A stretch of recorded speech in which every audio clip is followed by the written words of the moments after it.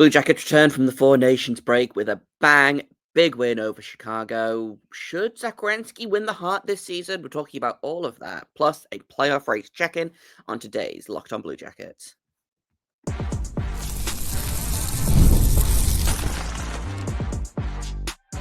You're Locked On Blue Jackets, your daily podcast on the Columbus Blue Jackets, part of the Locked On Podcast Network, your team every day. Hello and welcome to Locked On Blue Jackets, part of the Locked On Podcast Network, your team every day. I am, as always, your host, Jay Foster, here to give you the good, the bad, and the ugly about your favorite team and mine, the Columbus Blue Jackets. Before we get things started, I want to thank everyone for making this your first listen of the day every single day. Locked On Blue Jackets is free and available on all podcast platforms and over on YouTube. I also have to let you know that today's episode is brought to you by FanDuel. Right now, new FanDuel customers can get $150 in bonus bets if your first $5 bet wins. Let's talk about the big game. Not the big game, the big win. Objectively, not that big of a win. Objectively, not that big of a game. But Blue Jackets coming off a 4-game losing streak. They needed to win this one. Chicago is struggling this season, but it was very much not a given that the Blue Jackets were going to win this game, right? Because we've seen this happen before. But big win, 5-1 over the Blackhawks. I said on Twitter that they could have been more dominant, and I know that sounds stupid because they won 5-1. And someone actually said, where is it? Imagine winning a game imagine winning a game 5-1 and thinking could have been more dominant. I think we're on the right track. Go CBJ. And a 5-1 win is on paper dominant, but the Blackhawks outshot the Blue Jackets in every period except the last one. The Blue Jackets were helped by having extremely good goaltending from Elvis, who had a .964 save percentage and I think allowed 1 goal on about 3 expected goals. So it really should have been that the Blue Jackets scored way fewer goals and the Blackhawks should have scored more goals. Peter Mrazek struggled for the Blackhawks, 5 goals on 21 shots. Not a great showing from him. Not a great showing from the defense of the Blackhawks either. But Blue Jackets get the win. The rest was good for them. Obviously getting Marchenko back was great. Getting Fabro back was great. Boone Jenner got involved, got his first point of the season on I want to say Adam Fantilli's goal or potentially Zach Werenski's goal. I do, in fact, have the ability to look this up. Boone Jenner on Zach Werenski's goal. He got the primary assist on that just really stupid breakaway for Zach Werenski. Like, how is a defenseman coming all the way out of the defensive zone and outpacing everyone on the ice without even looking like he's really trying that hard? Nonsense. Bonkers. A bonkers game from Zach Werenski in general. I want to talk about him in a little bit more detail, but clearly he did not need the rest from the Four Nations break. But everyone else, like I said, I think Elvis getting rest was good. Ken Johnson, 2 goals, including a power play goal. Dmitri Voronkov, 2 assists. I think he's happy to have Marchenko back. Adam Fantilli adding to his career high. With his 16th of the season. Denton Matejchuk with just an absolute snipe. Everyone chipped in. Like, it was a little bit top-heavy, the scoring. Again, 2-point night for Ken Johnson, 3-point night for Zach Werenski, 2-point night for Voronkov. Points for Sillinger, Marchenko. Oh, Sillinger had a 2-assist night as well, excuse me. Points for Marchenko, point for Fantilli. The bottom 6 is still not doing as much as I would like the bottom 6 to do, but now that the top 6 is producing again, that's definitely good news, right? And again, great to have Jenner back, great to have Marchenko back, great to have Fabro back. He didn't record a point on the night, but played 22-41, had 1 shot, 3 hits. So, and also I think the point of Fabro is that he's not there to put up points, right? He's there to support Werenski, and We saw it again. Werenski continues his point streak. Again, we're going to talk about Werenski in detail in a minute. But having Fabro back means that he can play the game that he's been playing all season, which is just kind of being all over the ice, right? Like it's his. I joke about this a lot, but like it's his emotional defense, his emotional support defense partner is Dante Fabro. Like, and that's why I think there are a lot of people talking about, hey, do we want to get a reunion of Werenski Jones? Like, if we could get Chicago to pay half of his salary for the next 4 years, would we like Seth Jones back? And like maybe if you could get rid of Severson in that trade, but no. Honestly, like I like Werenski Fabro a lot, and I think there's something to that. Like sometimes you've got to just work with what you have, right? Werenski and Jones were great together 5 years ago, 4 years ago, 6 years ago, whatever it was. Werenski and Fabro are great together now. Like I don't think this team needs Seth Jones because you have Dante Fabro, and I don't think Fabro is as good as Seth Jones. I know that he has struggled in Chicago. I know that he gets a lot of flack for how much money he makes, but I still think that there's a good defenseman there, right? Like he was really, really good in Columbus. Now, how much of that was him being good and him and Werenski being made in a lab for each other? I don't know, but I like him. I think he's a good defenseman. I just don't think the team needs him because I think that you could basically get the same results with Fabro, who they have right now, and they didn't pay anything to get him. They picked him up on waivers. So like the grass is never greener on the other side, right? So that's how I feel about that. A little bit of a tangent there, but I wanted to talk about Dante Fabro a little bit because I like him and I'm glad that he's back and he has done really well for this team. And again, like the team's record with him in the lineup and without him in the lineup is again kind of night and day. I don't remember off the top of my head what the record was before he joined the team. Kind of in when was it, like mid-November ish? Maybe even earlier than that. He's played 38 games for the Blue Jackets. His first game was November 12th. Yeah, so since November 12th, the Blue Jackets have had a pretty solid record of like 500 and above. They struggled a little bit before that, and then when he was out with the injury before the Four Nations break, obviously they went like 0-2-1. So they're a better team with him in the lineup. And having him back is great news because, again, concussions are weird and you don't know. Sometimes you miss 3 days, and sometimes you miss 3 months, and sometimes you miss 3 years, right? So great to have him back. Looks like he is right back to where he was pre-injury, which is great.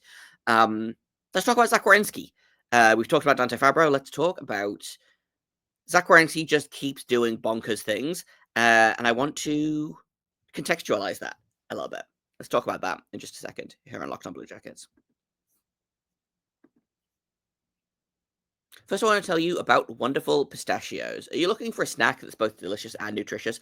Crack into a good source of protein with wonderful pistachios.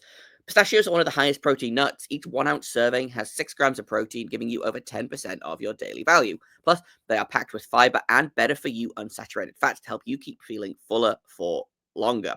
What I love about Wonderful Pistachios is they actually sell them without the shells, which is great because I'm a gremlin that likes to eat nuts by the handful, and I don't want to sit around cracking open every shell. They do have that option if you are that kind of person, but I like to eat them 14 at a time instead of 1 at a time. So having the no shells variety is great for me. And they have a like a habanero lime flavor that is just so good. Get snackin and get crackin with the snack that packs a protein punch. Visit wonderfulpistachios.com to learn more. Welcome back to Locked On Blue Jackets. Let's talk about Zach Werenski and what he's doing this season because it is insane. There's not really any other word for it. Zach Werenski continues to lead the team in scoring. I believe he's up to 62 points in 56 games. The team has played 57. He missed 1. It was the Buffalo game just before the break. 62 points in 56 games, which is leading the team in scoring. His home point streak is now up to 22 games, which I believe that only 2 people or 2 defensemen have a longer home point streak in NHL history. One of those is Bobby Orr, who is sitting at 25. And the other, I believe, is Paul Coffey. So, like, he's in really good company there. 3 more games to tie Bobby Orr's record, 4 to break it. So we're going to knock on wood and hope that he makes it, because that's a really fun and also insane record. And he has, I think, 46 points in the 22 game point streak, which again, bonkers, wild. Leading the team in scoring. I don't know if he's leading the league in scoring at the minute. He was for a minute there. But let's pull up defenseman scoring. No, Cale Makar is winning. He's got 64 points, but he's also played 3 more games than Zach Werenski. So Zach Werenski has a better points per game. That being said, Quinn Hughes also has a better points per game than both of them. He's got 59 points in only 47 games. So again, it's those 3 guys at the top, and then kind of everyone else is there. But Zach Werenski should be getting Hart consideration. Like, again, leading your team in scoring as a defenseman, the things he does night in, night out, he's got 6 points on the next guy, which is Kirill Marchenko. And then in third place is Sean Monahan, who hasn't played in a month and a half. So again, this team is really running on Werenski and Marchenko, which is really, you do love to see it. But specifically, Zach Werenski is everything on this team runs through him, right? I don't necessarily think he is the best defenseman in the league this season. I do think Quinn Hughes is the best defenseman in the league. And I'm going to be annoyed if Cale Makar wins the Norris, because I think Werenski and Hughes are better than him. But Hughes should win the Norris. Werenski should be getting Hart consideration. Like, this team without him just isn't. Like, again, 62 points on the season. The Blue Jackets have scored 185 goals. So Zach Werenski has featured on, I believe, literally a full third of the goals that have been scored this season. 62 of the 185 is about 33%. Again, bonkers, wild, insane as a defenseman. And he's fallen off a little bit in recent games. Not a lot, but a little bit. And he is still on track to set the new record for the Blue Jackets single season points record. Now, the record was 87 points, which was set by Artemi Panarin back in 2017, I think. 2016, 2017, maybe a little bit later. No, it'll be 2019. I know how time works. It was his last season with the Blue Jackets. I know he was only here for a couple of years, but that being said, he is on pace, Zach Werenski, that is, on pace for 89 points this season, which would beat Panarin for the all-time Blue Jackets single season points record. And I believe he's also coming up on like just all-time points for the Blue Jackets. I pulled that up earlier and then didn't write down what it was. But the Blue Jackets, here we go. The points record is Artemi Panarin set in 2018-2019, 87 points. Artemi Panarin also holds the assist record with 59. Zach Werenski is currently sitting on 44. So, again, coming up on that. He's already set a record for points in a season by defensemen, beating, I believe, his own record or potentially Seth Jones's record. But if I flip over to like the career part of it, points, Zach Werenski is currently 4th in points, all time. The only Blue Jackets that have more points than him, Rick Nash, who leads the way at 547, which like Zach Werenski might break that record. Cam Atkinson with 402, Boone Jenner 365, Werenski 364. Zach Werenski will probably finish the season in third place, depending on how Boone Jenner does for the last 25 or so games of the season. And then he's second in assists for this franchise. He's going to finish this season leading because Rick Nash had 258 assists. Werenski's sitting on 256 right now. So, honestly, next game, he'll probably be the Blue Jackets all-time assist leader, which at the age of, 27, 28, is kind of bonkers when you think he's probably still got another, 5 or 6 years in him, at least another 3 years of him playing at this level, right? So, that's kind of insane and also fun. He's a ways off with the goals, but like honestly, finishing third all time in points and being like he's probably going to finish within 20 or so points of Cam Atkinson, who's in second place right now. A ways to go to catch Rick Nash, but still kind of insane. And he's doing that having only played 542 games as well. So he's 8th all time in games played, 4th all time in points. Bonkers. Just people, I think, when he signed that contract 4 years ago, I think a lot of people were like, this is insane. Why are they doing this? And, he's had his struggles over the past couple of seasons, but I think this season you're seeing, okay, this is why he signed that contract, right? This is a $9.5 million player. It's been a lot of fun. Hopefully he can keep it up. And yeah, vote for him for the Norris. Vote for him for the Hart. Like, if the Blue Jackets make the playoffs, especially, you've got to think that he's going to get consideration for both of those. And like also the Ted Lindsay, which is basically the MVP, but voted on by the players instead of by the press. It's very rare that a player wins the Hart and not the Ted Lindsay, and vice versa. But it'd be very funny if someone just won one of those. But again, Werenski really, really living up to what they said at the beginning of the season, which they was gonna, they were gonna play the season for Johnny, and Werenski sure is doing that, which again, a lot of fun. Now, I mentioned playoffs there. Let's talk about the playoff race, because the Blue Jackets continue to be on the outside looking in. However, it's still real close there. So we're going to take a quick break, and then we'll just kind of run through playoff race and who's in action tonight, tomorrow, like what the next couple of days looks like in terms of the Blue Jackets getting back on track and into that wild card spot. It's coming up in just a second here on Locked On Blue Jackets.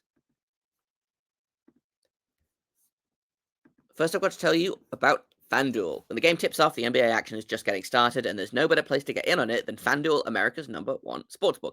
With FanDuel, you can place live bets throughout the game, so even if you miss the opening tip-off or want to bet on a fourth quarter comeback, you can stay in the action. And if you're looking for a bigger payout, you can even combine your live bets into a same-game parlay. The live betting feature is great. It keeps every moment of the game exciting, whether I'm backing my team for a late-game rally or picking a player to hit a clutch 3. I never feel like I've missed my chance to win some money. Plus, the app's easy to use, and when you win, you get paid instantly. You don't have to sit around and wait for that deposit to hit. Right now, new FanDuel customers can get $150 in bonus bets if your first $5 bet wins. Just visit FanDuel.com to join today. That's FanDuel.com for your shot at $150 in bonus bets. Make every moment more with FanDuel, the official sports betting partner of the NBA. Welcome back to Locked On Blue Jackets. The playoff race continues to be kind of stupid, honestly. The Blue Jackets, like I said, currently on the outside looking in. They are currently sitting tied with points for the second wildcard spot, but are losing in, I believe it's regulation wins is the next tie break. So let's run through it. Detroit Red Wings currently sitting in that first wildcard spot with 64 points. Ottawa Senators sitting in second with 62 points, and then the Blue Jackets with 62 points. But again, I believe it's regulation wins. Tiebreakers, greater number of games won in overtime regulation wins is the tiebreak right now. The Ottawa Senators have 22 regulation wins to the Blue Jackets 19, so that's why they are in that wildcard spot over us. The good news is the Senators have just lost 4 games in a row. Obviously, the Blue Jackets just got a win. Hopefully, they can keep that going against Dallas. We'll talk about that in tomorrow's episode. But Blue Jackets, right, like literally the skin of their teeth away from being in a playoff spot. 62 points. Below them, the Boston Bruins are sitting in kind of 4th place in wildcard rankings. They've got 61 points. Below them, the Rangers have 60 points. The Islanders have 57. The Canadiens have 57. The Flyers have 57 because this division is insane. The Penguins have 55, which I might start just shuffling the Penguins out to where the Sabres are in terms of the playoff race, ? And we'll see. Oh, the cat is just going across the screen. That's fine. Say hi to the cat, everyone. I'm going to put the Penguins where the Sabres are right now because they're more than 6 points out of a playoff spot. And I think that's going to be my admittedly arbitrary cutoff for playoff contention. The Sabres are well out of it. They are 11 points out of a playoff spot. The Penguins are currently 7 points out. And they're on a 3-game losing streak. They have a minus 44 goal differential. So I'm going to put the Penguins down with the Sabres. So we are going to really just focus on the Flyers and up. And again, the Blue Jackets, it's still tight there. Like, again, the Blue Jackets are sitting 3rd. The Flyers are sitting 8th. And there's 5 points separating them. But I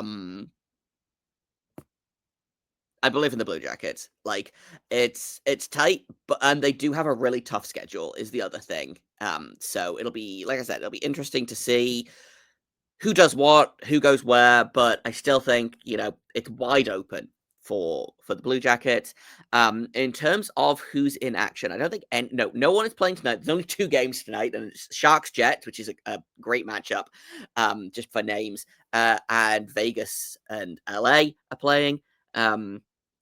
Tomorrow there are a handful of teams in play, which will get interesting. Boston is playing Toronto, so we could do with a Toronto regulation win there. The Habs are playing the Hurricanes. The Flyers are playing the Penguins. The Blue Jackets are playing the Stars. The Rangers and the Islanders are playing each other, which that one I think we just have to kind of cross our fingers and hope that it ends in regulation. The Red Wings are playing the Wild. So again, we're hoping for a Minnesota regulation win there. And then on Wednesday, the Senators are playing the Jets. So every team is in action over the next 3 days that kind of the Blue Jackets are in competition with. The Islanders Rangers one is a key one. We could do with the Islanders winning in regulation, but I think if we just hope for a regulation win there, that'll be fine. The Bruins need to lose, the Habs need to lose, the Flyers need to lose, the Red Wings need to lose, and the Senators need to lose. Basically, everyone needs to lose, and the Blue Jackets need to win, which is kind of a frustrating way to look at it, but we've seen it before. And again, Blue Jacket getting healthy. They've got Marchenko back. They've got Jenner back. They've got Fabra back. Werenski is still doing Werenski things. Ken Johnson appears to be on a little bit of a heater right now. Eventually they're going to get Monahan back. Eventually they're hopefully going to get Chinikov back. They might add at the deadline. Like, there's lots of moving parts right now. Which I do have some mailbag questions that I was going to answer, but I don't think I have time to get into them. So I guess we're going to do a bonus episode a little bit later today, where we're going to talk a little bit about playoffs. We're going to talk a little bit about Owen Power, and could he be a Blue Jacket? And we're also going to talk a little bit about Sean Monahan as well. So all of that and more on tomorrow's episode. Thank you for listening to this episode, for making it your first listen of the day every single day. Locked On Blue Jackets is free and available on all podcast platforms, over on YouTube, and you can find me on Twitter at _Jacob Foster, JAKOBFORSTER. You can find the show at LO_Blue Jacket. If you have comments, questions, criticisms, email me at lockedonbluejackets@gmail.com. We'll be back later today with another episode all about the Blue Jackets. That's what this podcast is about. After all, I've lost control of my outro, so until later today, make sure you stay locked on.